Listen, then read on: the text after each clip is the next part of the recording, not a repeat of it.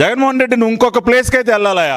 నువ్వు ఇక్కడ ఆగి చూసి ఆహా అనలేవు కానీ ఇంకొక ప్లేస్కి నువ్వు ఖచ్చితంగా వెళ్ళాలి. వెళ్ళి అక్కడ నువ్వు చేయాల్సిన పని ఏంటో తెలుసా? ఇదిగోయా, ఇది నీ నీ ఆహా ఓహోలు ఇక చూస్తున్నారు కదండి. ఏంటిది జగన్ రెడ్డి, గుర్తుకొస్తా ఉందా? నీ రిషికొండ ప్యాలెస్ అయ్యా, నీ స్నానాల తొట్టే. దీనిలోనేగా నువ్వు ఆహా ఓహో అంట జలకాలాడాలనుకున్నావు. 30 ఏళ్ళు సీఎం నేనే, నాకు ప్యాలెస్, లక్షలు పెట్టి తొట్టే, మసాజ్ టేబుల్. దీని ముందు రిషికొండ ప్యాలెస్ గేట్ ముందు నుంచి నేడబోయా నువ్వు ఏడుస్తావు. నా ప్యాలెస్, నా స్నానాలు తొట్టే, నా మసాజ్ టేబుల్, ఏడబోయా వెళ్ళి వెళ్ళి ఏడు. దానికి మాత్రం నీకు కావాలంటే జగన్ రెడ్డి, నీకు ప్రత్యేకంగా నేను రిషికొండ ప్యాలెస్ గేట్ దగ్గర నీకు షామ్యాన వేయిస్తా.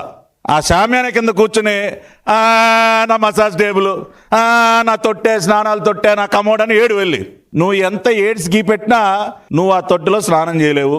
తగలేసావా నువ్వు ప్రజాధనాన్ని, 500 కోట్ల ప్రజాధనాన్ని తగలబెట్టావు. ఒక పక్కన మెడికల్ కాలేజీల నిర్మాణాలేమో ఆపేశావు. 2100 కోట్లకి ఖర్చు పెట్టింది 10%. ఇక్కడ మాత్రం స్నానాలు తొట్టి కావాలా నీకు, మసాజ్ టేబుల్ కావాలా? మొన్న ఎలక్షన్స్ లో బాగా చేశారు నీకు మసాజ్, అయినా కూడా సిగ్గు తెచ్చుకోకుండా వాతలు పెట్టేలాగా మసాజ్ చేశారు కదా నీకు రాష్ట్ర ప్రజలు. అయినా బుద్ధి తెచ్చుకోకుండా ఇంకా విషం కక్కుతావా నువ్వు? వెళ్ళి గెంతులే, రిషికొండ ప్యాలెస్ బయట గెంతులే, బాగా ఏడ్చుకుంటా. కావాలంటే కింద పరుపు కూడా వేయిస్తా నీకు. ఎగేసుకుంటే వెళ్తాడంట నర్సీపట్నం, అక్కడికి వెళ్ళి ఆహా ఓహో అనాలంట. చేసినటువంటి దుర్మార్గ పనులను ఈ విధంగా ఉన్నాయి.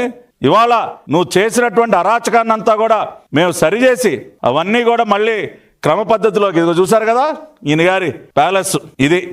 ఇటాలియన్ మార్బుల్లో, మసాజ్ టేబుల్లో, కింగ్ సైజ్ బెడ్రూమ్లో, స్నానాల తొట్టెలు, షాండిలేర్లు, ఇగో ఇవి.